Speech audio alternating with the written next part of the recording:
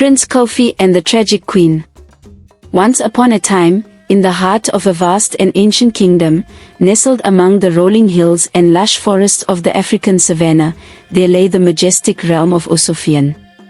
This kingdom was renowned for its vibrant culture, its magnificent royal palace, and its rich traditions that had been passed down through generations.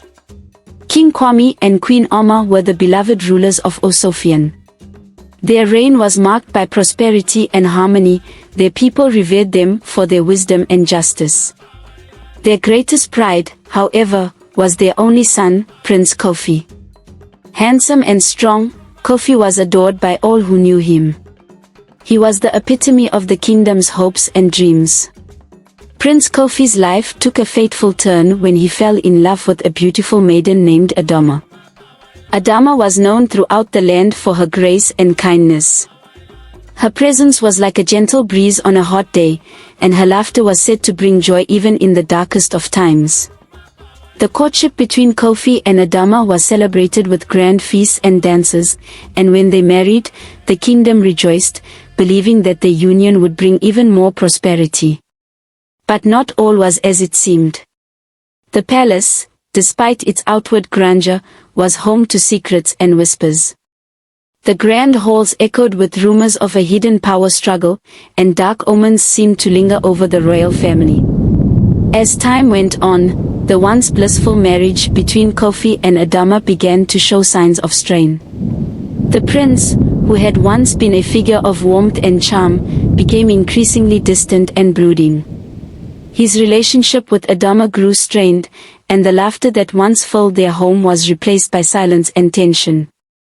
It was during one particularly harsh stormy night that the darkness within the palace took a horrifying turn. The storm raged outside, its thunder shaking the palace walls, as if trying to warn of the tragedy about to unfold. Prince Kofi, driven by an unknown and sinister impulse, found himself in a fit of rage. His emotions, tangled in jealousy and paranoia, exploded uncontrollably. Adama, ever gentle and kind, tried to calm him, her soothing voice barely heard over the howling wind. But Kofi's mind was clouded with an unfathomable darkness. In a moment of unrestrained fury, he took a life that was meant to be cherished. The act was brutal and swift, leaving Adama lifeless on the cold marble floor. The storm outside seemed to mirror the storm within the prince, an eerie silence following the deed. When the dawn broke, the palace was engulfed in an atmosphere of dread. The king and queen were shattered upon discovering their daughter-in-law's body.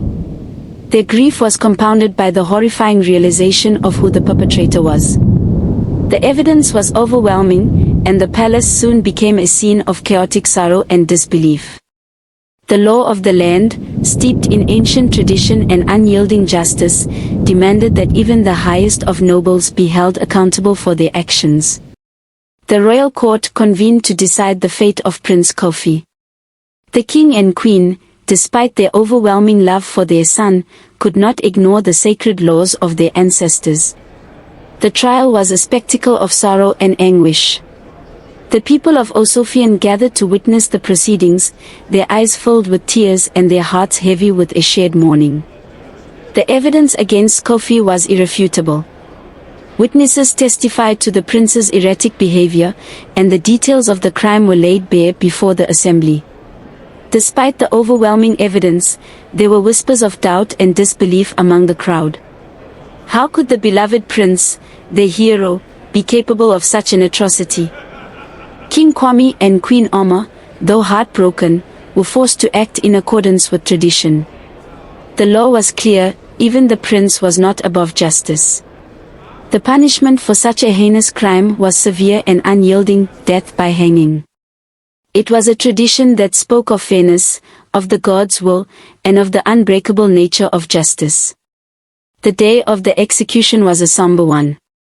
The skies were grey, and the air was heavy with the scent of impending rain. The entire kingdom seemed to hold its breath as the scene unfolded. Prince Kofi, bound and somber, was led to the execution site, a place where justice was meted out with a cold, unfeeling hand. King Kwame and Queen Oma stood by, their faces etched with an unbearable mix of pride, sorrow, and resignation.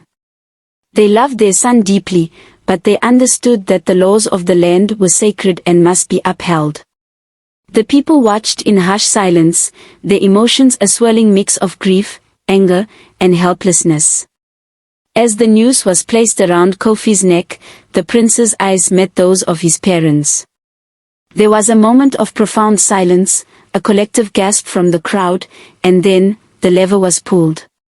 The trapdoor fell away, and Prince Kofi was left hanging, his life slipping away with each passing moment.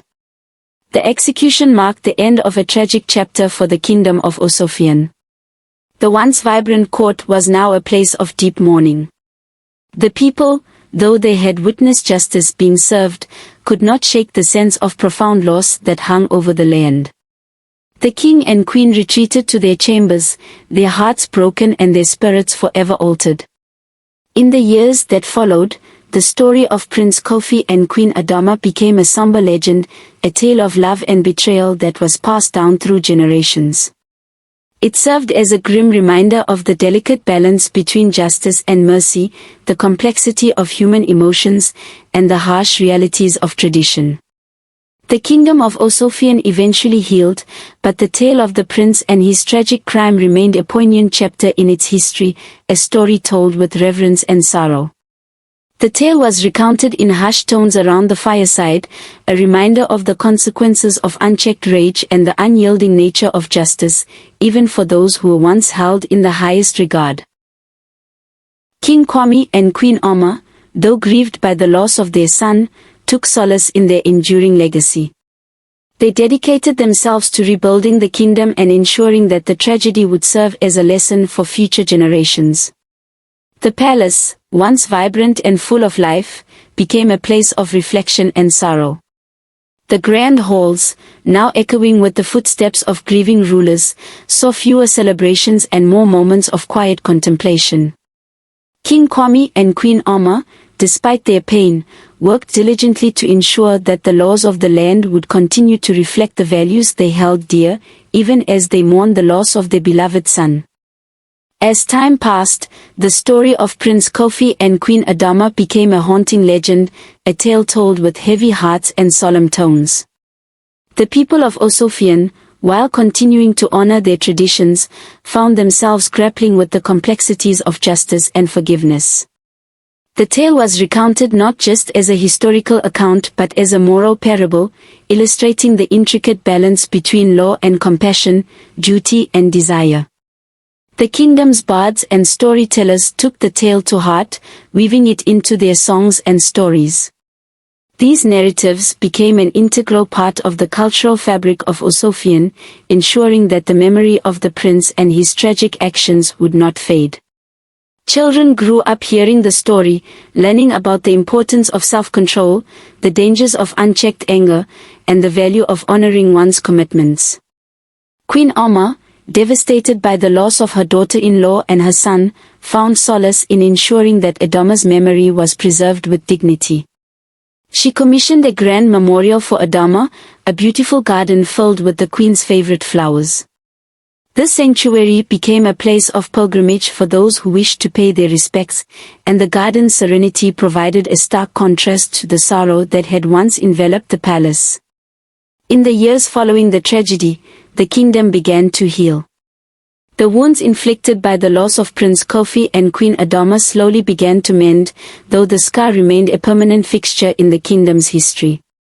The people of Osofian carried the story forward, using it as a beacon of moral instruction and as a reminder of the consequences of failing to manage one's darker impulses. King Kwame and Queen Oma eventually passed away, their reign marked by both the grief of their personal losses and the strength they had shown in upholding the kingdom's traditions. Their legacy lived on through their son, who, despite his tragic end, had been a symbol of both the grandeur and the vulnerabilities inherent in leadership. Their successors, while aware of the shadow cast by the tragic story of Kofi and Adama, strove to lead with wisdom and compassion. They took care to balance the rigid adherence to tradition with the needs of a changing world, ensuring that the kingdom of Osofian would continue to thrive while learning from the past. The tale of Prince Kofi and Queen Adama was not just a story of love and betrayal, it became a powerful lesson in the importance of understanding and managing one's emotions. It reminded the people of Osofian of the delicate nature of human relationships and the often unpredictable consequences of their actions. Through the years, the tale evolved into a rich tapestry of oral tradition, blending fact and folklore. It was told not only in the courts of the kingdom but also in the homes and villages of Osofian. The narrative adapted to the changing times, but the core message remained: the harmony between justice and mercy, the importance of self-control, and the enduring impact of one's actions. The kingdom of Osofian continued to flourish, its people resilient and its culture rich with the lessons of the past. The story of Prince Kofi and Queen Adama lived on, not as a tale of simple tragedy but as a multifaceted narrative of human frailty, societal duty, and the enduring quest for justice and understanding.